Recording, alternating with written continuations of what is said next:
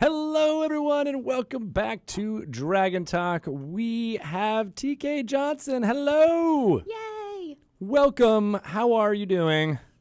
I'm doing very well. I just wrote down a small note for myself that schedule equals sketchy, and I will No. be using that all the time. Look forward to that in the moderation schedule emails that I will be sending you. That will not be occurring. I ban all use of that as a slang term for schedule. It's not that. It's not even like less syllables. It's like the same number of syllables. Yeah, it's like the Tom Haverford version of it.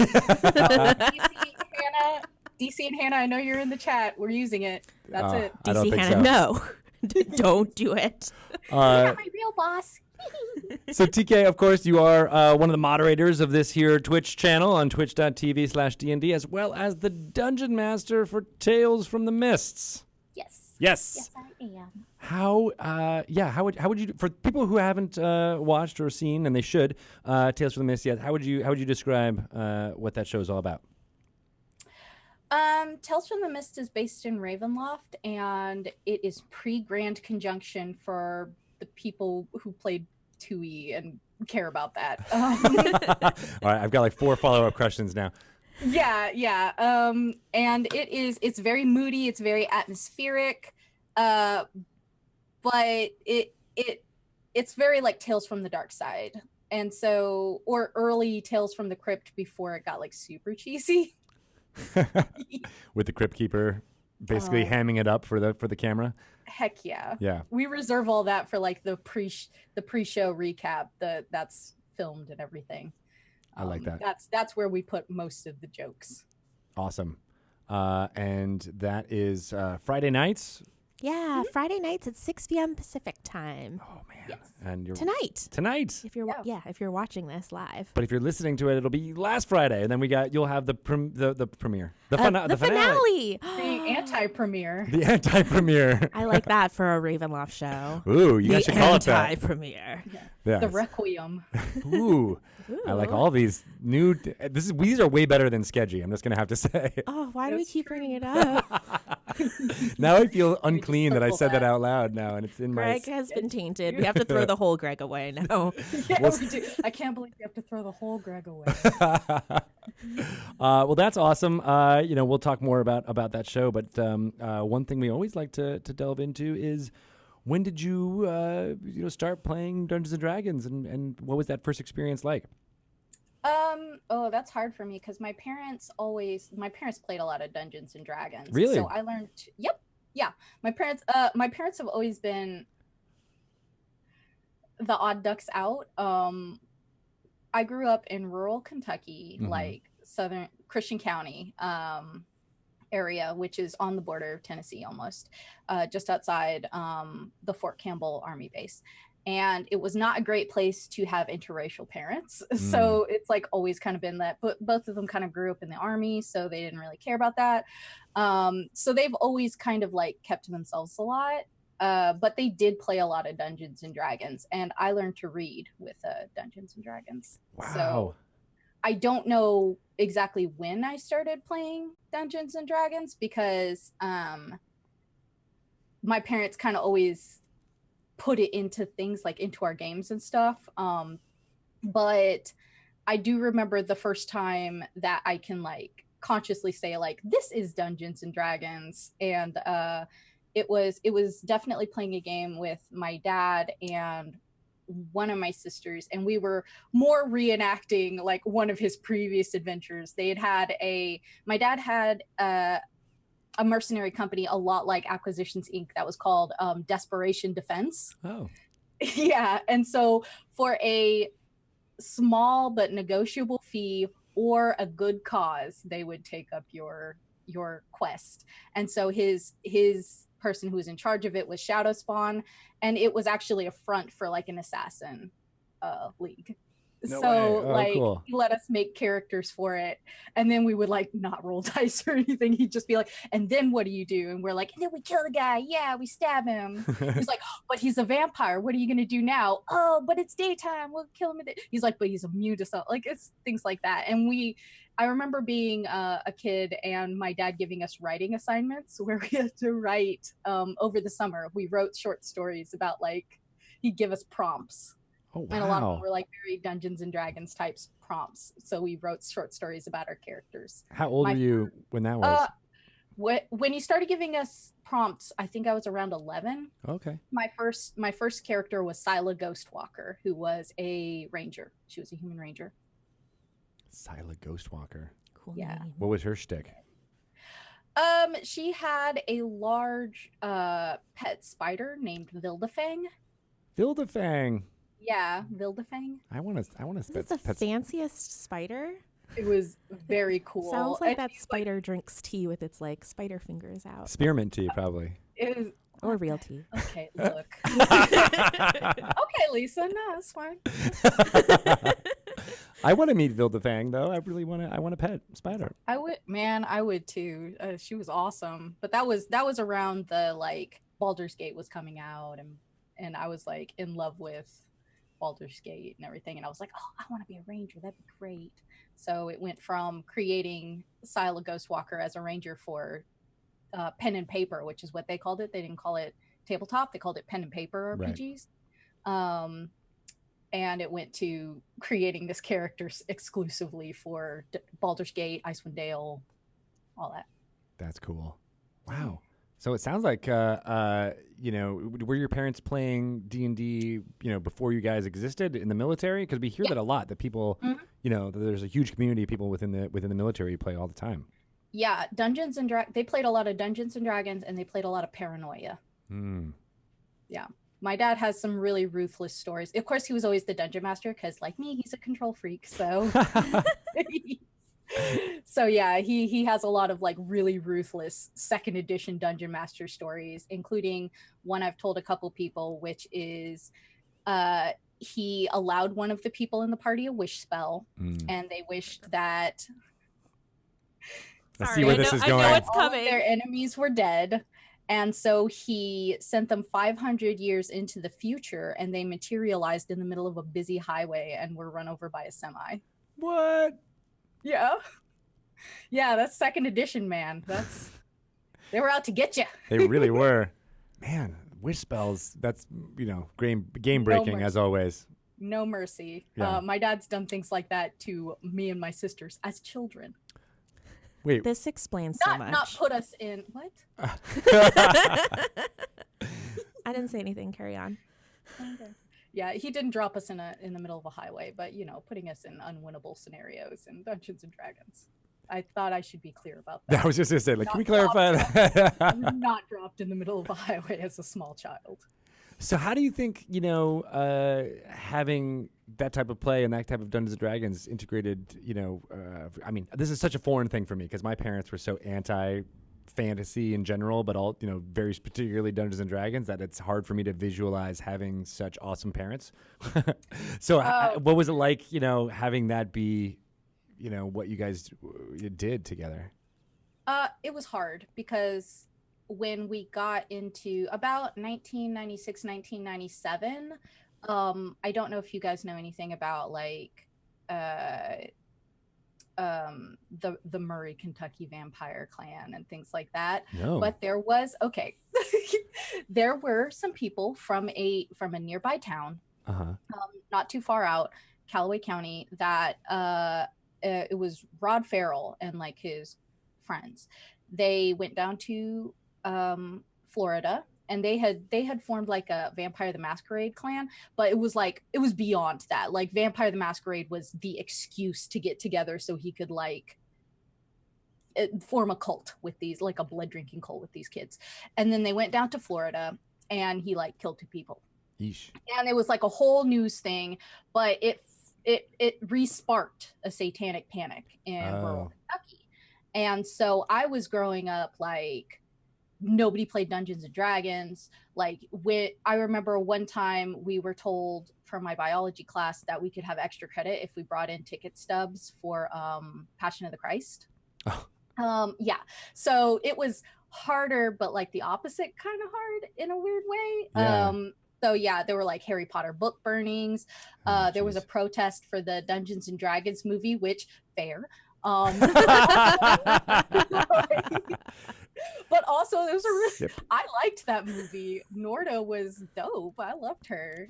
Oddly enough, I've never actually seen him.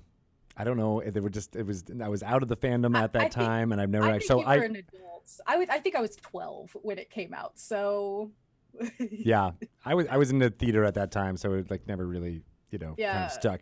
And yeah. by all accounts, it's good to keep that in that situation.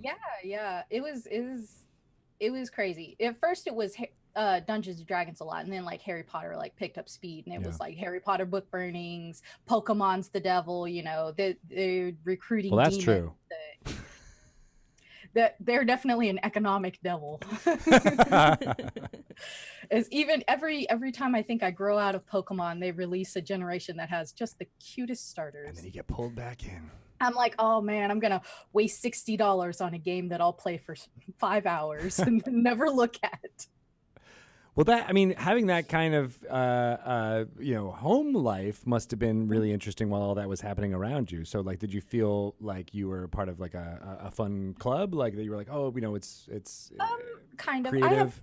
I have 4 siblings, and then my dad did the military a lot, and he was gone a lot, and then my mom worked a lot, so there was like we couldn't go with him because the military only allows a certain amount of dependents. Mm-hmm. So he went to like Korea and stuff. Oh, wow. And so he would be gone for a few years. And then our aunt came to live with us when I was in middle school, and there were the 7 of us, the main family, and then my aunt, my 3 cousins, and one of my cousins' 2 kids, all living in a 4-bedroom house. So Wow. it dissipated very quickly. I didn't get back into Dungeons and Dragons. I think 6th grade was like that golden period where like Harry Potter was still not cool enough to be hated. And then getting into like the rest of middle school and into high school was like, don't tell anyone because they already think you worship the devil because you're like ambiguously brown. And then like 9/11 happened and you didn't want to be ambiguously brown during 9/11. Like it was awkward. Right. But then I didn't get back into it until college, and that was a super not great experience. And then I didn't get back into it until I quit my job at the salon 2 years ago. Wow. Yeah. And what was it about 2 years ago that made you want to jump in and start playing? Stream of Annihilation. Oh, no way. I quit my job the week that Stream of Annihilation started. Really? Yeah, I quit my job. We got a cat. I was at home like job hunting, and I saw Stream of Annihilation was happening, and I had seen like 1 or 2 episodes of DCA. So I was like, oh, cool. So they'll just do like a live thing here and I can catch up and figure out what's going on. But then I saw it was like a whole 3-day thing, and like my husband was going to be out of town for the weekend. And I was like, I guess I'll cry into a gallon of ice cream because I walked out on my job and watched people play Dungeons and Dragons. And it just like, I hadn't realized, like, first of all, I hadn't realized that 5e was like a thing that had started. Like the last time I played it was 3.5. Right. So I was like, oh wow, there's so many E's now. There's 5 of them. Yeah, there's 5 whole E's. It's Dungeons Z Dragons. Yeah, it's like a lot. Thank you for that, Lisa. Thank you. Yeah.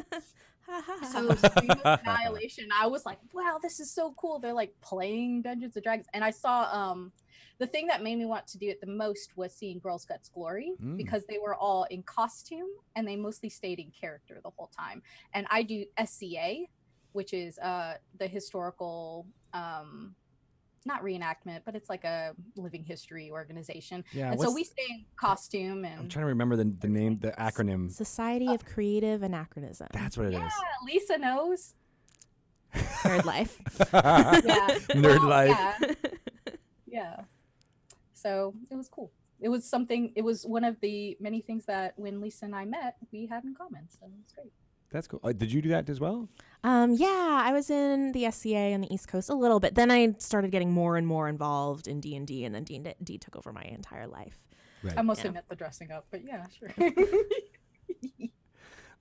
That's awesome. I mean, I think that was one of the goals of the Stream of Annihilation was to bring people in that may not feel like there was an outlet for them in Dungeons and Dragons. So it's really heartening to hear that happened with you. Yeah, it was super cool. I didn't recognize every show up there. I do know that there was the one from Australia that has Benny from Axis of Awesome in it. Yeah. Where I was like, hey, that guy. That was so cool. I Yeah. love that he was playing live music as they were Yeah. playing and Oh, still man. yeah. I'm a big fan of Benny anyway, so. He's great. Unfortunately, he's not doing stuff with Dragon Friends anymore. I think he Aw. moved to a new location and that's you know, they're actually coming to the D&D Live 2019, Oh, The Descent. cool. So Yeah, that's- I say that as though I didn't already look at the website. Like, oh my God, I didn't know that. Yes, I did. Yes, you did. And Yeah, as thank you for helping get the messaging out there. You're really doing a good job. that's me. Awesome. You Well, count on me, boss. I'm excited that you now will be there for D&D Live as well. Yes, I'm so excited. DM's Guild is sponsoring us for a whole bunch of stuff, so we're super pumped to go there. Thank you so much, DM's Guild. Lisa's been pulling for us to go to a lot of stuff. She's an excellent showrunner, so it's been really great because Lord knows I can't be trusted to do things like that, to be honest. TK is an amazing dungeon master and storyteller from us. The rest of the podcast will just be us saying nice things to each other. Oh, that's nice. Well, That's it. This is all about. It's all about lifting us up. To note that I am a dungeon master and storyteller and not a business person. So That's an important thing to know about oneself. yeah. Yeah, for sure. But it's interesting that there's I mean, you've been saying showrunner a few times, but and Lisa, you're jumping into that role for Tales from the Mist. But I mean, that's also a term that's used in TV and putting that together. And I think that's, I don't know, that's an interesting relationship there. Yeah, I mean, our entire group is just really, really collaborative. Like, we've also got like Ashley Warren on board, who's an amazing writer, and she worked so closely with TK to kind of reimagine the Vistani and how we do that in our story. And then Kayla is an amazing illustrator, and so she brings lots of art and all of our visual assets. So we all sort of like have our role.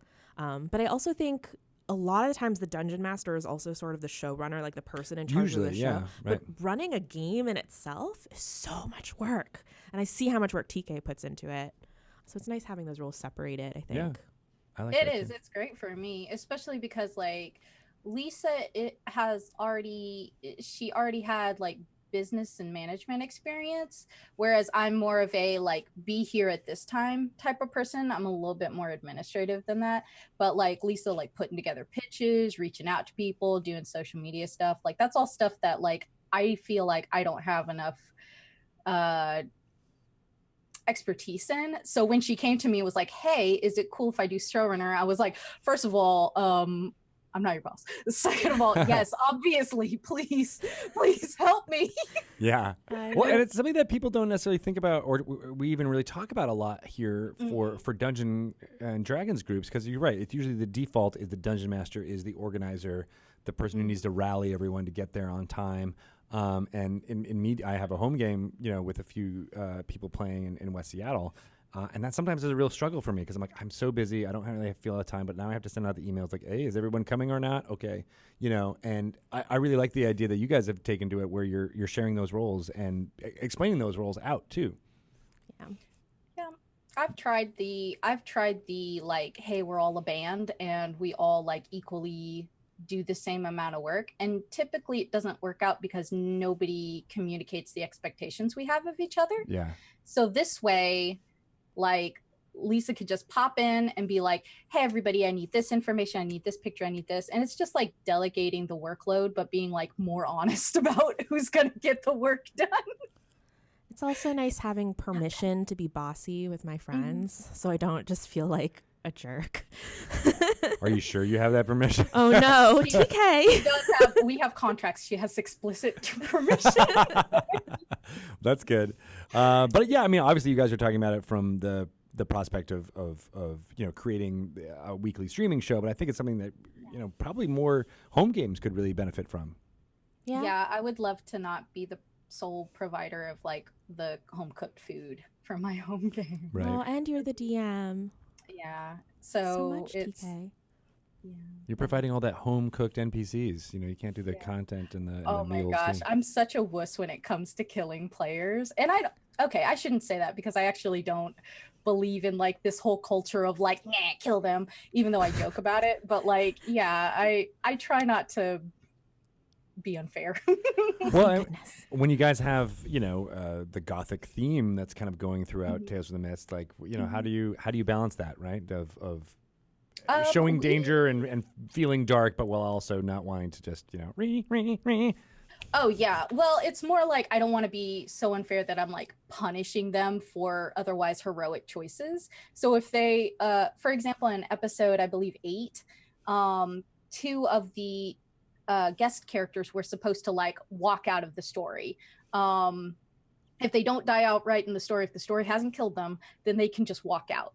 And they made their choice. They had been face down with like their own pack of their family, which is a pack of werejackals just like them.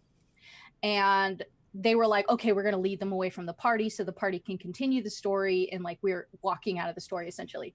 But Lisa's character, Mercy, and the other characters unanimously decided that they were going to go after them and try and save them. They were gonna die. I So cried so many real tears. I know you did, and I felt like super bad, even though I laughed. Narratively, I consider this. I gave them a choice. Are these NPCs still members of your party? If they are party members, I cannot kill them off camera. If they are party members, I have to allow you the opportunity to save them. I will not punish you for acting heroically because that's kind of what Dungeons and Dragons is all about. So I let the dice decide, and the dice spared them. Good on you, Dice. Yeah, I was very pleased. Though there was a part where like I messed up what I was saying, and I was like, roll me a 20, and the chat was like, crit or die, crit or die. But no, they only had to hit or beat a 16, so it was fine, and they lived. So like I don't know, everybody was happy. Yes, I could have just killed them off screen, or yes, I could have made my party watch their friends die, but like who has fun with that? Nobody enjoys that. Yeah. No one. That's a hard balance. I mean, that's what makes dungeon mastering hard. You know, obviously in home games, but especially on something that's being broadcast to a larger audience, is like you want the entertaining to be, you know, the entertainment to be on that dramatic line, but not necessarily going across that line. One of our players, her character has claustrophobia, and she herself has a tinge of that. And so as I was describing her character crawling on her hands and knees through like a 2.5 high foot tunnel, I was typing one of our safety card letters in the chat to make sure everybody was okay, because like I don't want her to have like a panic attack on camera or at all, like, you know, or at all. Is like a lot of it is a safety system, and letting my players know that like you are safe. I do care about things that upset you. So communicate with me and I will communicate with you. And then once we all know where the walls are, it's kind of like going into a haunted house where nobody's allowed to touch you. Those can still be super scary. Yeah. And that's something that we've, you know, I don't think we've ever really talked about more in general about like X cards and things like that. Yeah. So, you know, for those who may not know what that means, or, you know, player safety, not just character safety, you know, what do you think that means to you? Okay, so I'm afraid I don't have all the information with me on who invented the X cards. I know somebody in chat will know. I actually do know. I think his name is John Stavropoulos. And the only reason I know that is because he was in a nerd NYC community in New York. Cool.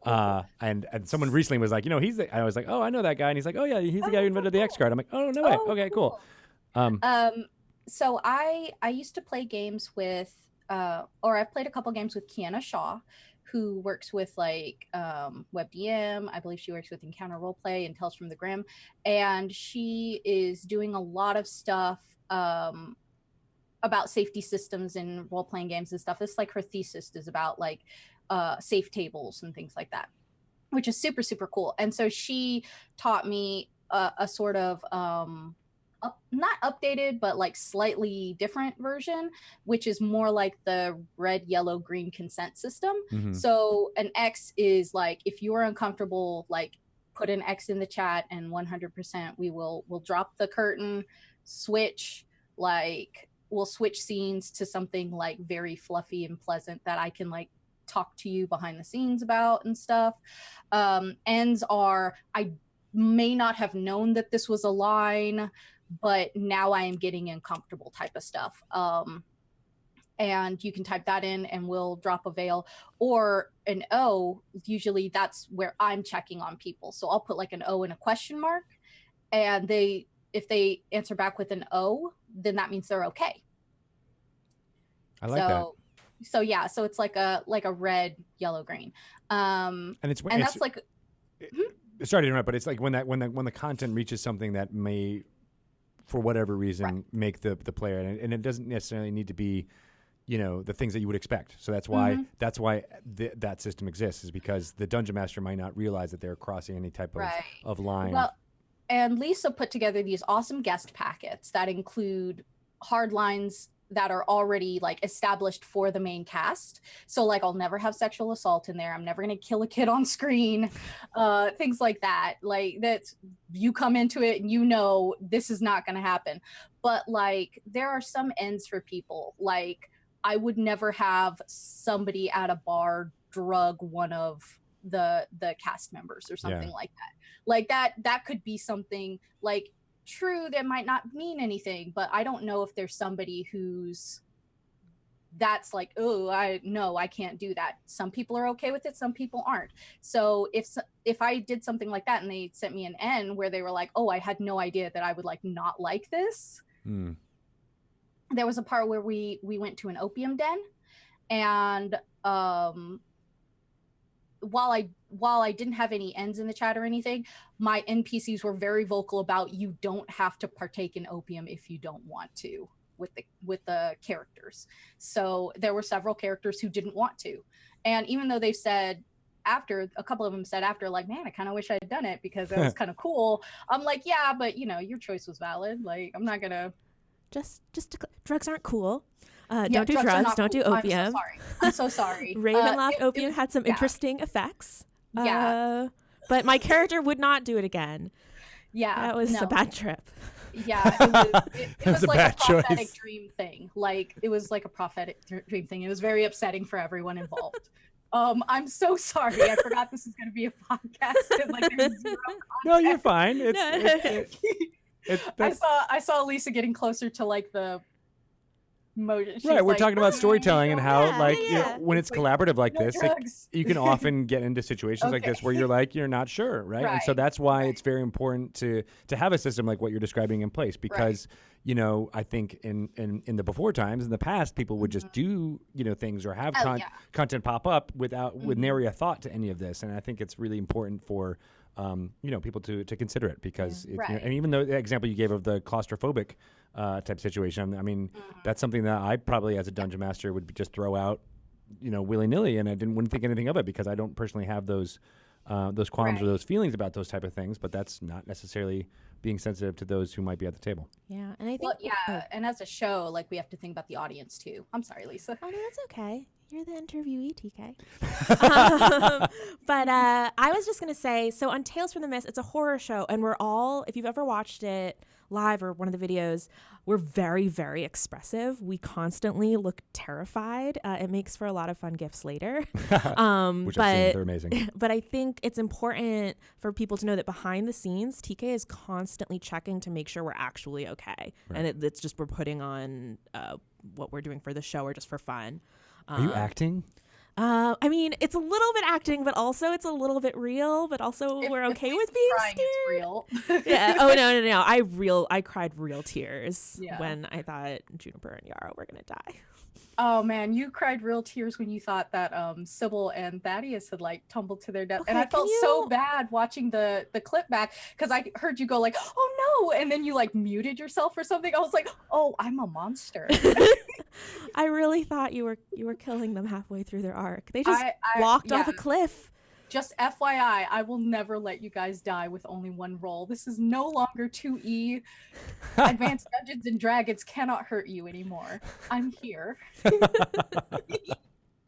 Well, and I like that the uncertainty of you knowing that made for a dramatic moment, and I think that's what, as a master storyteller you are, TK. Like, that's the way to you want it to be on that line, right? You want it to be like, like any drama that we're watching on television or listening to in podcast form or anything like that. Like, you always want it to be like, you don't know, and it's great when the performer doesn't even know. Yeah, there's so much drama. I think it's really important when there are, like, if characters have secrets from each other.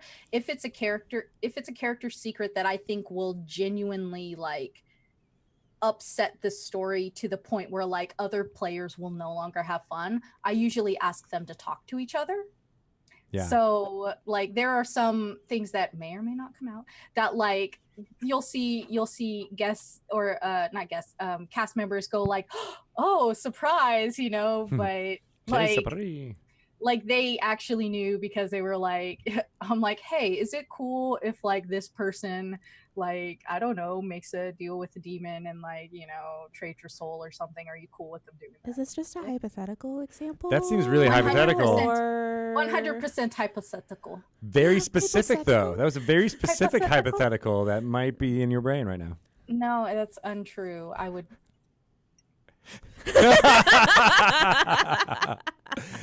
That's awesome. I like that you guys are thinking about these things going forward, but it ends up making a really exciting story because of all these things, right? Like, I think all of the factors involved contribute to it being why people are tuning in and watching. Yeah, in the end, I am playing a game with my friends. Like, yes, it's a show, yes, it's a game, but it's a game with my friends. Yeah. And if my friends aren't having fun, then, like, what's the point? Yeah. Like, what's the point?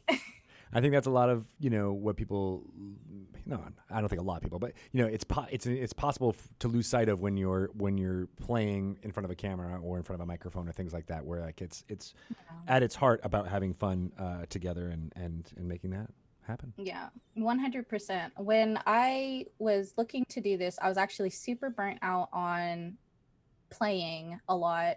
And I was like, dang, I really want to DM something. And I had DM'd, like, only a 2-person game with Kayla, I think a year before. And I went to Lisa and I was like, hey, do you want to do, like, a one-shot where, like, Mercy's in Ravenloft or something? And Lisa, bless her heart, which I mean in a good way. Thank you for clarifying, as someone from the South. No, I mean, let's be honest, Kentucky's barely the South. Right. Well, I was in North Carolina for a while, and whenever anyone said, bless your heart, it was I knew the context. It's a negative. I have to reevaluate a lot of things. This one is positive. Okay. Bless Lisa, she was like, I don't want to do a one shot, I want to do a show. And I was like, do you think we could? And she was like, I know we could. And then we texted Kayla and we were like, Kayla, do you want to do a show in Ravenloft? And Kayla was like, I can't believe you didn't come to me first. And then it was the three of us. And then Lisa was like, oh, you know who'd be great in this? Ashley Warren, because she loves Ravenloft. And I'm like, I don't know who that is. Yeah, and I just wanted to get to know Ashley better. I think she's so cool. So we invited Ashley, and it was going to be a 3-person co-cast. And then our major rotator was going to be Hadil. Hadil was supposed to be the rotator that came in every season if we had multiple seasons. But then, like, I think, like, 3 days later, we were like, Hadil's Corecast. Like, we took a vote, and we were like, Hadil's Corecast. We want to play with Hadil every week. Nice. We do. She's so funny. She's amazing. She is. Bless her. Yeah. In a good way. Yeah. Right.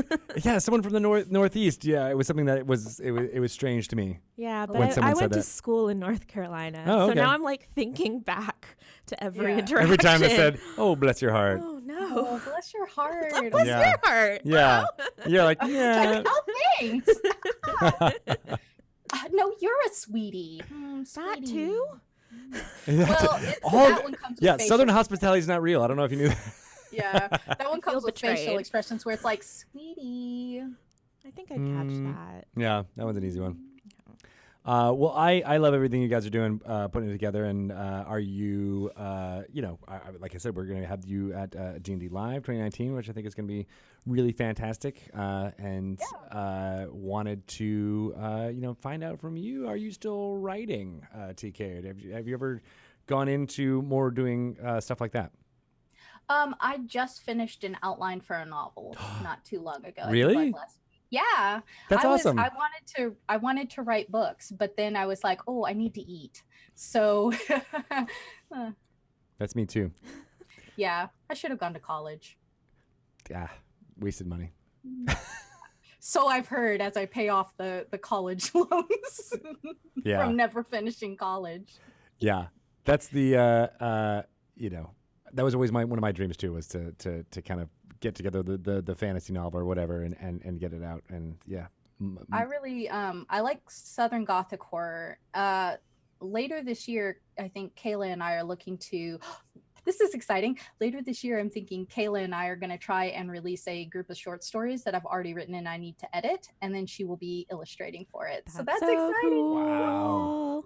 All in that southern that Gothic horror vibe. Mm-hmm. Yeah, I have a character that is very much like very like, I don't want to say Lovecraftian because blah. More cosmic horror type. Her name is Auntie, and she tells bedtime stories to a child ward of hers named Dearest. And so the first book would be a collection of, like, almost in a what do they call them? The daily stuff with everyday affirmations. So it's like a poem before you go to bed. They're very spooky poems, and I love them. And then I did several like choose your own adventure style books or you mean short pick your stories path? for her. Pick your path, right? Oh, I am so sorry. Pick your path, TM. Exactly. Or as what did we call them when we did one on the Tales from the Mist? Choose your nightmare. Choose your nightmare. Yeah, we liked that. That's a good one. Yeah. So it's very much like that. I love that. Thank you. You've also already done a collaboration with Kayla. You are correct. Love I your did write a comic with Kayla Klein. Yeah.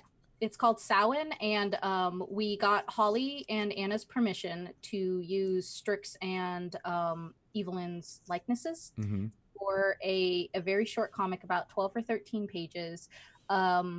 That is non-canonically her last few days in Barovia before, spoiler, for like a 50 episodes ago in DCA, where she spent 50 years in Barovia by herself. Right. And it's based on, I'm an Aoife animist, which means that I worship like the Orisha. But what's that? What's the Orisha? The Orisha are a Western African cosmological system. For animists, we believe that they are revered deities. For people who are not animists, they're typically considered gods or divine spirits. And there's hundreds of them. But we do a very similar late in the year, not harvest, not ritual, holiday, I guess, to Samhain, where it's like remembering ancestors and like casting out evil spirits and things like that. And so a lot of the Samhain comic is based on my personal faith and Kayla's personal faith as a practicing pagan. So that's interesting. Yeah, so it's like got this whole ritual where she's like trying to speak to her friends and things like that, and it's a little sad. And then it has a flash fiction in the back that I wrote. There's no dialogue or anything. When we did it, I was like, how can I help you? Like, as the writer, since there's no dialogue, how can I help you? And so I chose like the colors, the camera angles, and like three panels on this page type thing. So layout, I did layout. So it was very. That's really awesome. I love seeing comic book scripts. I as someone who was never kind of in that comic book world, I didn't read a lot of issues of comics, so I didn't really kind of think of it as a sequential art, like a writing a screenplay or anything like what that be. So when when I've seen the bare bones of what a writer would give to an artist, I'm always like, oh, that's basically like a script, and that's amazing. I never could put that together. So it's even more amazing for me to hear how to do that without any dialogue or like, hey, this panel says this here. Yeah, it was very much a like, okay, camera pans from where am I, and then three panels in a diagonal towards the right hand of the page, warm grays on this, slate grays on this page, type of thing. That's fascinating. So it's very cool. Super visually rich and emotive and heartbreaking. Don't listen to TK when they say it's just a little sad. Just a little sad. There's a small Easter egg in the comic, and anybody who has watched DCA and does music will recognize the musical notation to the song that Anna and Holly sang. Nice. And that's the song that leads Strix through the woods to find Anna, where Evelyn Oh my gosh. spirit. And So bringing it all back to D&D Live, I've been that song might reappear. That's so exciting. Yeah, TBD on that, but that was one of the things we talked about. That was a good song. Did Anna write the music for that and everything? I think they've done the lyrics and the kind of the melody, but I don't think there's accompaniment written. Oh man, I'd love to see that. Oh, that's so exciting. It's such a good song. It's a good song. Yeah. Awesome. Well, that's really cool. What is it about, horror and that gothic type of thing that fascinates you? Because it seems like all the creative outlets that you're talking about all have tinges of that. Oh yeah, I have like a very like dark thing. So I tried writing epic fantasy for a little while, and the problem that I found with fantasy was that the stakes didn't feel high enough, but in a different way, because a lot of fantasy, the struggles are very external. And I love like the internal struggles. So something that really draws me to Ravenloft is that the biggest danger to somebody who goes to Ravenloft, who is not from that plane, but I guess it could apply to people who are natives to that plane. It's not the danger. It's not dying. It's not monsters. It's becoming what you're hunting. So I love that struggle that people have to not become what it is they're so terrified of. If that makes sense. It's like, it's very much you have to prove that you deserve humanity, and typically you don't prove it through violence. Yeah, and a lot of other epic fantasy is Right. It's very much proving it through violence, which is fine. Like, there's nothing wrong with that. But there's a lot of horror. Even let's say It by Stephen King. It's not violence that does him in. It's the power of their friendship and love. Spoiler alert. Okay, sure. Care Bear stare takes it. Yeah. Yeah, okay. I mean, I guess spoilers. No, that was a joke. I don't really care. Okay. I'm just messing. The first movie, the miniseries was in the 80s, so if you haven't seen that yet, I mean, come on. It's like, Yeah, but it's just the idea that by I guess asserting that you are not this monster, that's how you win, even if you die. Yeah. Because surviving is not, even though there is like survival horror, surviving is not how you win. Yeah. It's not giving into the monster that within. evil. Yeah. It's not becoming that monster. And in some way, I mean, I'm just riffing off here, but in some ways, it's the most horrible things are the things you recognize in yourself. Oh yeah, absolutely, 100%. And that's why some of the most compelling horror are people who have the same vices or tendencies as the monster. Yeah. Overcoming that in themselves and proving that they deserve to survive and deserve to thrive and live, and they deserve that redemption. And I feel like when you start already from like that, I need to prove that I deserve redemption, it makes for a more interesting story. Which I agree. And I think, I just riffing off of what you're saying there too, like I think that's one of the reasons why some of the characters in Dragonlance reverberate so much, is because, Raistlin is specifically, because his choices and what he's doing seem so possible. Yeah. For many people, they're like, oh God, you could go that way very easily if you're an ambitious person, or if you want to. You might not condone it, but you understand it. Yeah, and it's that horror of like, oh my gosh, how close am I to becoming the monster?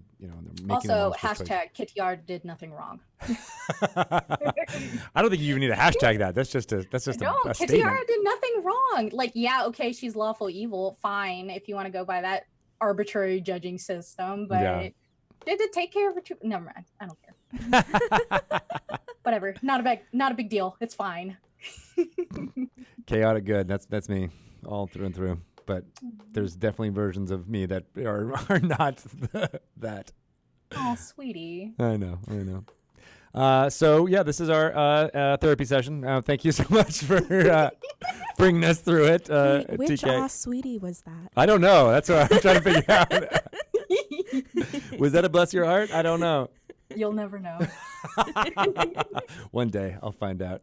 But thank you for this conversation. I really loved it. Always, yeah. Thanks for having me. Well, maybe not always, because you do have other conversations with other people. Whatever. Never. I only talk to you. From now on, that is all that will occur on the Dragon Talk. When you go home, the bottom drawer of your dresser is going to open, and there will be like a small paring knife and a contract, and I expect to see your name on that contract. But not an X. That's right. That's right. You got me. That's awesome. So yeah, TK, how can people pay attention to what you're doing? Plug all your stuff. Oh my gosh. I usually have like a really ridiculous sign off that I don't remember when I started doing, but it's me, it's TK. And I write spooky stories on the internet. And if you like reading spooky stories, then you can read them at tkjwrites.com, or you can follow me on Twitter, TK Joins the Fray. Sometimes I stream. You can see me in streams like The Demon Plague, Jace Beleren Must Die, Land Between Two Rivers, and all of that information's on my Twitter, which you can go to, especially if you like seeing pictures of my cat, which I also like. Yeah, honestly, yeah, you'll probably see me all the time here because I work here. So, and by here I mean in the chat of. You're joining the fray all the time. Yeah. It's true. I love it. Yeah. And today's our penultimate episode of Tales from the Mists, and next week is our finale, which will be very cool. It won't be the last time you see us on stream, but you'll get more information if you hang out with us. That's right. Yeah, and you can learn more about Tales from the Mist at Mist Tales D&D or on our website, talesfromthemist.com. Which Lisa made. Dun, dun, dun. And it's exciting. Awesome. Well, thank you. Thank you for being an awesome storyteller, and I can't wait to see what's coming up next. I want to read that novel. Yay! Yeah. Someday. See you tonight, TK. Don't kill my character. I would never. Fans would kill me. Bye. I'm leaving. Goodbye forever. That's what I always say. My wife's like, "Don't say that." I'm like, "It's just a joke," and she's like, "Is it?" Oh no. I'm just gonna exit out of this chat. Goodbye. Wise choice. All right, we're gonna take a short break. Thank you, Lisa, for jumping in and being here for all the conversating. Thanks for having me. It was super fun. You are a good person. Thank you. We're talking like this. Goodbye. There was a lot of head movements. But that's awesome, and we're going to take a short break right now, and we'll be back with Kate Welch and I creating a random character together. It's going to be fun. It'll be our third one. I wonder what it's going to be. We've had a sorcerer and a warlock, so I wonder if a martial class will be popping up on the random number. Now that I've said that, it'll be a wizard. I'm probably sure. Awesome. Thank you, guys. We'll be back in just a couple minutes.